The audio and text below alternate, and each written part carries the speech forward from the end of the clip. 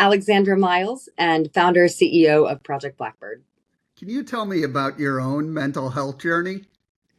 Yeah, so as you know, I founded the organization based on my own experience with mental health. In 2018, was diagnosed with anorexia nervosa. It was something that I did not realize that I was struggling with. I knew that I was struggling with something.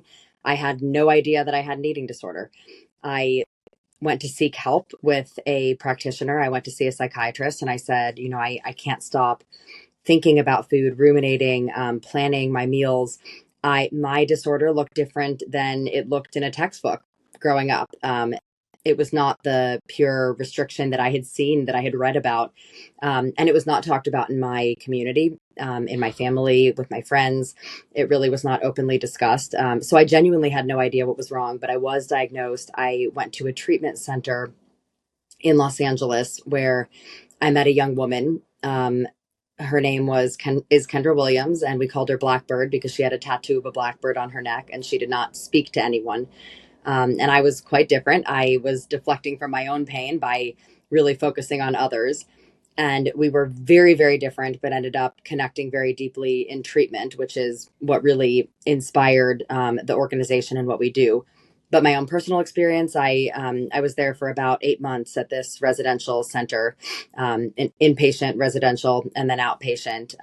8 months at this center, very different than what people realize. And it's not like this for everybody. It's not 8 months for everybody. Sometimes it is a much shorter amount of time, but I had done some good damage to both my body, and my mind was healing too. And it takes a long time. If you think about the amount of time that it took to develop those messages and those habits, it's going to take just as much time to help heal. So I was there for a long time, and I can paint the picture. I like to speak openly about that experience and show someone what it really is like behind those doors. But one thing I will say briefly is that I saw all walks of life were behind the doors of that treatment center. Everybody struggles with mental health. Every person can struggle with an eating disorder, whether it reflects on their body or not, no matter what community they come from, male, female, everybody. It's a world that I didn't realize was there. What was it like telling your story publicly for the first time? Terrifying. I really was scared. Everyone in my own personal life knew, but realizing that on social media, on platforms like this, that I was about to become a voice that advocated for this, that championed this. I knew that there would be a lot of people in my world that would shy away from it and would not want to hear this and might hide my profile, might be afraid of even acknowledging this kind of pain within themselves. So being not just speaking openly about it, but being a leader in the space was also terrifying. And what scared me more, honestly, was the fear that I would continue to identify with or as someone experiencing an eating disorder. It's a part of my woven cloth. It's a piece of my story, but I didn't want it to become my identity. But it has actually reshaped and reformed my identity to be not someone in recovery, but a leader and an honest voice. And it has helped me find my authenticity in a way that I had not been able to before.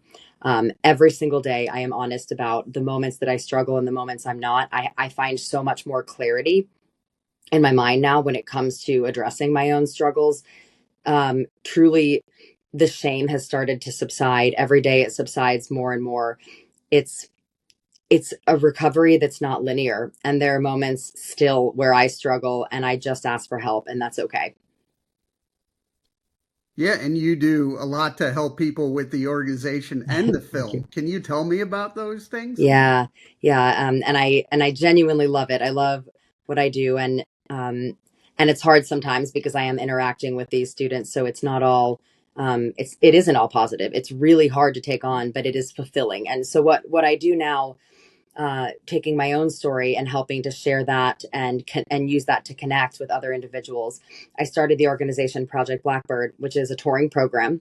And it's a program that involves a film screening of a narrative film based on my own story and that young woman who I mentioned, Kendra Williams, Blackbird. We share this short film, and then we build a panel with other voices involved. And we've engaged athletes, NFL players, we've engaged actors or musicians, role models of sorts for these students.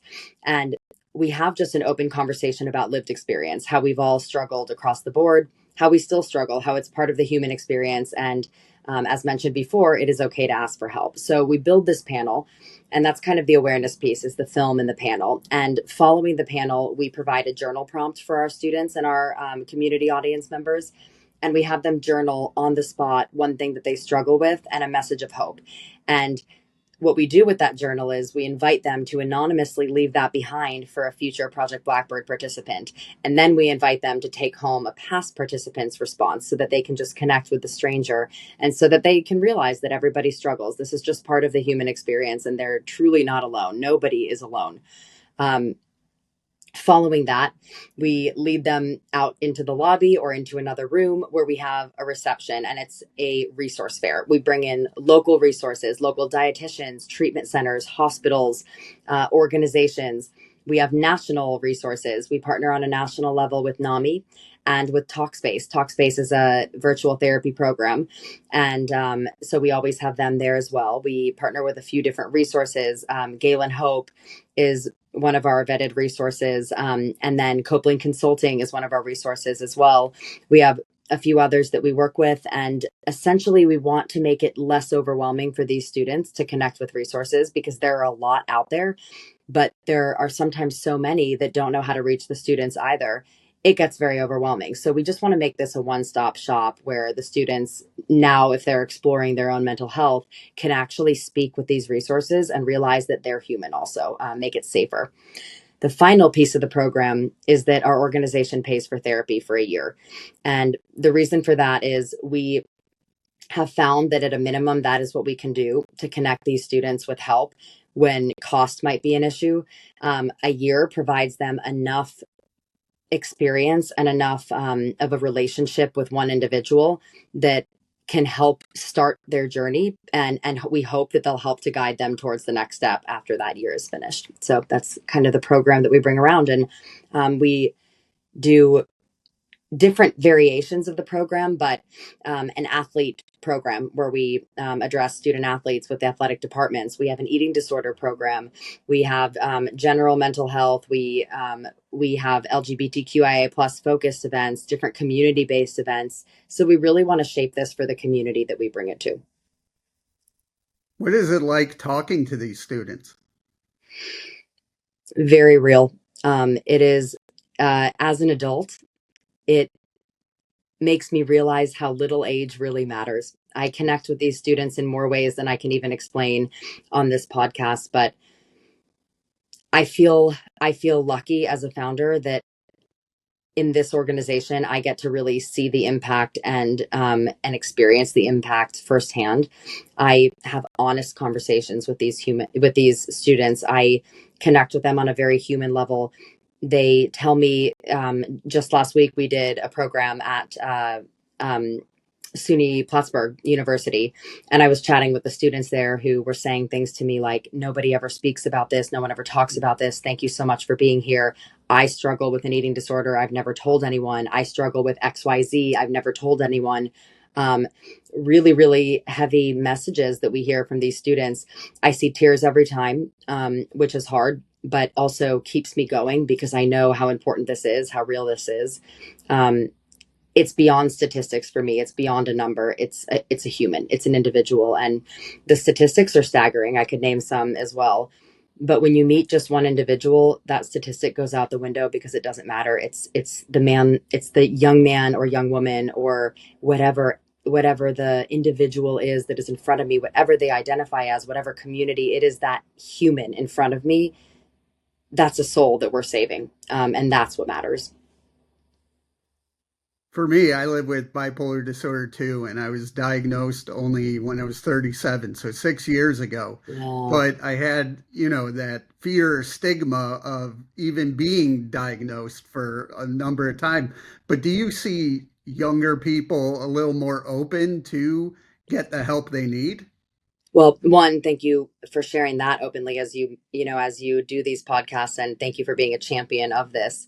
Um, I do see these young individuals are eager to make change and to help others and to help themselves. They are. But I will say the stigma is very real.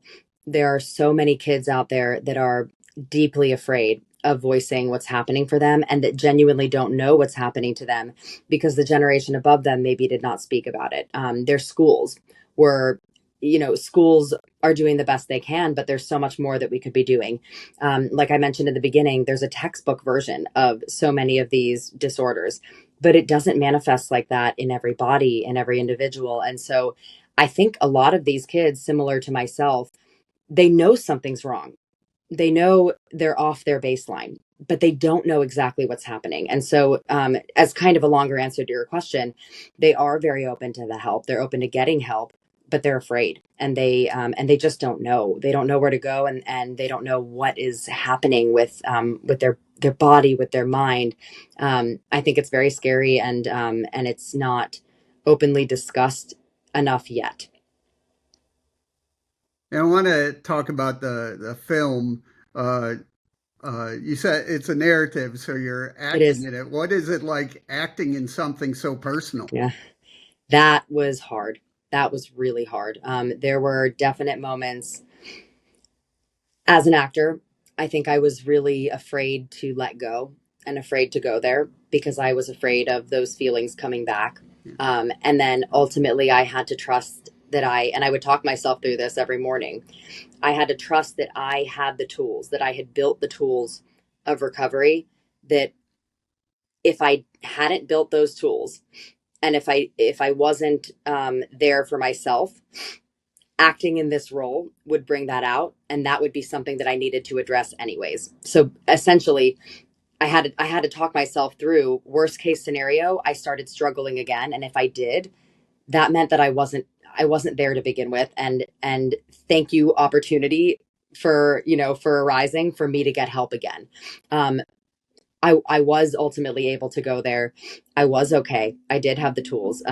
Did I still struggle in the moment? Absolutely. Did some of those thoughts come back in the moment? Absolutely. But I was there for myself to be able, I had the coping skills. I had the tools to then step away and say, but wait a minute, you are loved, you are validated, I'm here for you, and all the tools that I had already built. Um, but yeah, it was really, really challenging and hard. And um, it was hard also producing and running a set, wearing multiple roles, making sure that I was also taking care of the mental health of those on my set. That was really important to me. And so kind of balancing my own mental health while also taking care of others. And you do have another big event coming, a gala. Can you tell me about that? I do. I am really, really excited for this one.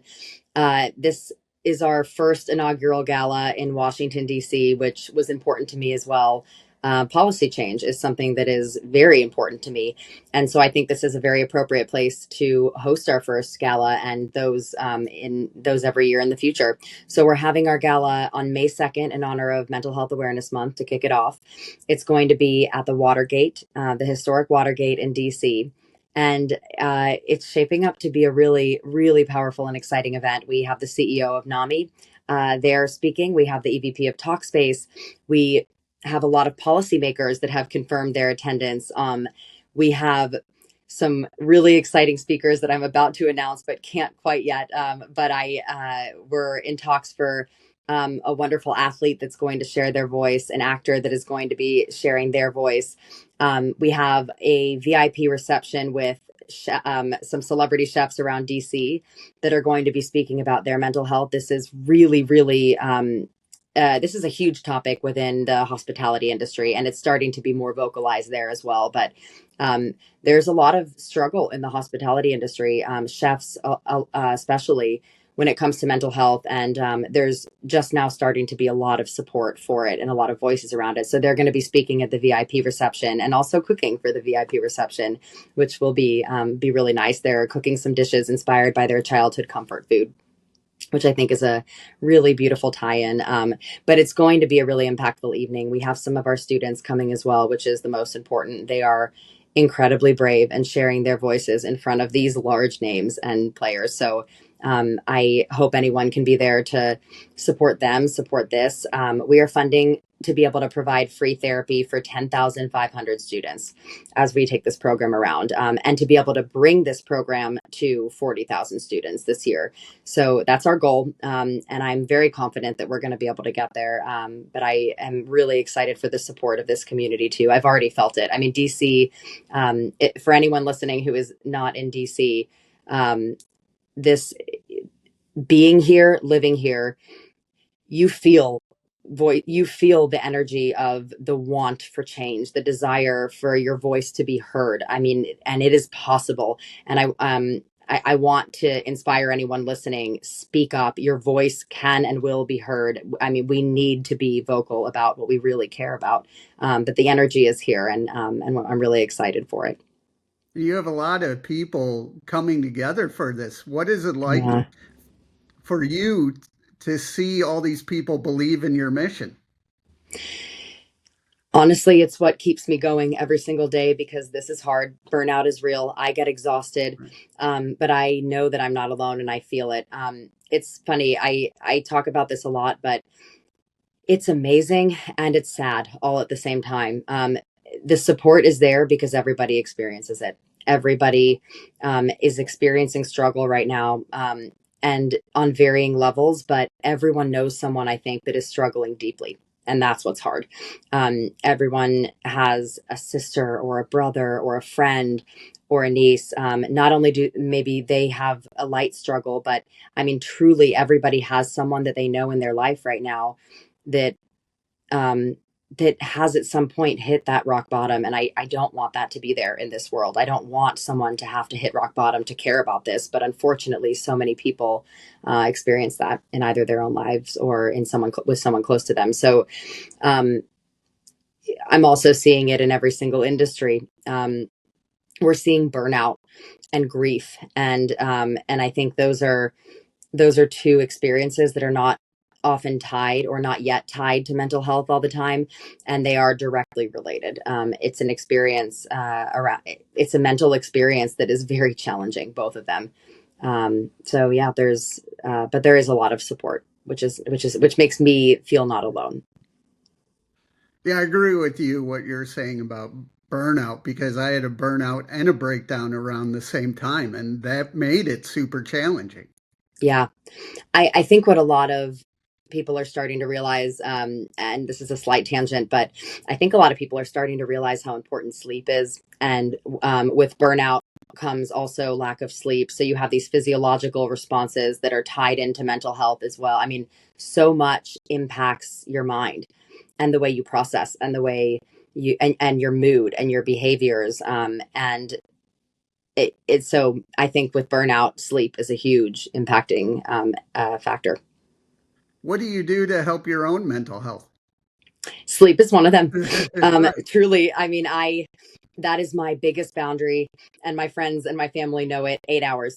That's my line. I refuse to get and sometimes I don't get great sleep, so I do end up with less than 8 hours. But schedule wise, I will, if I have to wake up at 4 or 5 in the morning for something, I am asleep by 6, 7. I mean, I will adjust my schedule to make sure that I get 8 hours of sleep. And that is not everybody needs that, but I do. My body really and my brain really, really do. So that's one thing that I do. Um, a few different things. I am an introvert as well. Deep down, I'm a social introvert. So I've realized that I need my recharge time, and I for a while I was really harping on myself. If I had a day that was open and I didn't have activities, I'd think, well, who have I not caught up with that I really need to catch up with? When internally my brain was screaming, please just do nothing, just do nothing. And I finally accepted that that actually that's okay to listen to. I want to be happy at day to day. And if that's what's going to make me happy is truly just sitting there doing nothing, then that's everything. It's not nothing. It's everything. So I do that. And then sunshine and warm things, hot tea. I love that. And then maybe calling my mom, calling a friend. If I'm really in a bad place, I know 100% that will make me feel better. What does your support system mean to you? Everything. Connection with myself is important, but personally, connection with others seems to be my secret sauce, if you will. I think as humans, we crave connection. And um, without my support system, I would not. I don't think I'd be okay. I really don't. And that doesn't mean that I'll always have the same support system, but I know that's important to me. So if I lose that support system, I need to, one, have that support system from myself also to carry me through. But it's important to me to find that support system, and recognize that I have the ability to do that. I have the ability to connect with people. I can find support where I need it. And that's a lot of trust too. And I'm sure that there are others that struggle with this also, but I've always struggled with this concept of being belonging or not being belonging. I grew up being bullied a lot. And so I have this deeply seated belief that I work hard to change this narrative in my mind that I don't belong, that I'm weird or someone won't like me. And you know what? Logically now, I know that is not true. I mean, well, but we made up the word weird, so that doesn't matter. But there might be people who don't like me. Great. There are also going to be people that love me and that like me very much. And I think it's reminding myself of that reality when I do have that kind of internal narrative and almost trauma response where my brain goes to you can't connect, you're not going to find, you're not going to find love, you're not going to find that. But I have to continue to remind myself, no, that's not true. That's not true. I have the ability to connect. I have the ability to be loved. We all do. We really do. It's just a matter of finding the ones that really connect with us. What advice would you give someone going through a tough time? Stubbornly, tomorrow's a new day. And I say that because I know what it's like very much to be in that space. Um, I have been at the place where I did not want to be on this planet. I have. Um, and today I'm standing here saying that I love being on this planet. And so just always remember that if you stick around, you're going to have another day.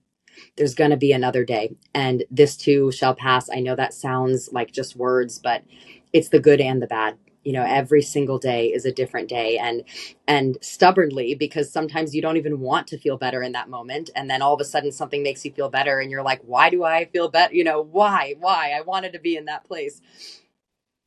We're humans. We have so many emotions, and so stubbornly, tomorrow's a new day.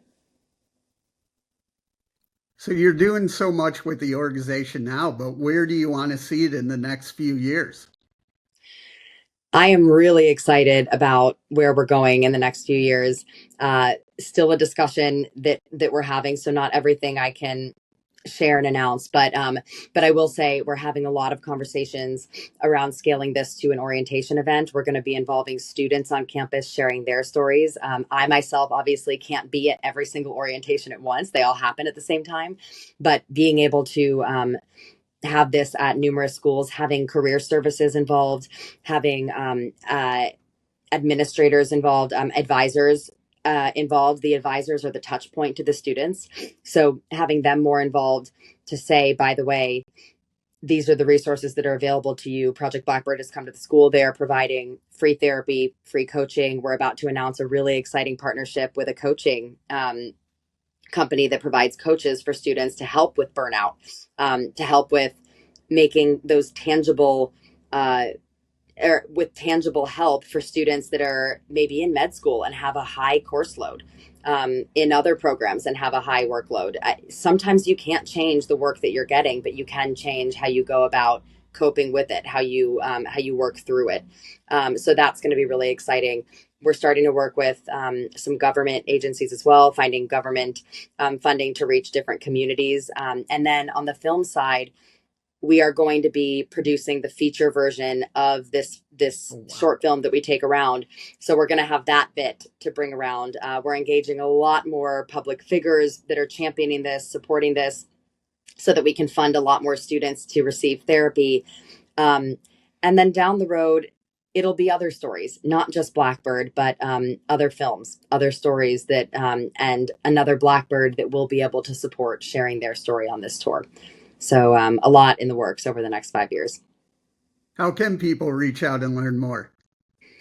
So please reach out. Our website is www.projectblackbirdinc.org. That's projectblackbirdinc.org. Our Instagram is at Project Blackbird Film. You can send us shoot us a DM there. You can send us an email. Our emails are on the website. We are actively checking and we do reach out. So please reach out there. And we really hope to hear from everybody. We're here to help. We want to be an organization that is human, that is authentic, and that is there to connect with you. So connect with us.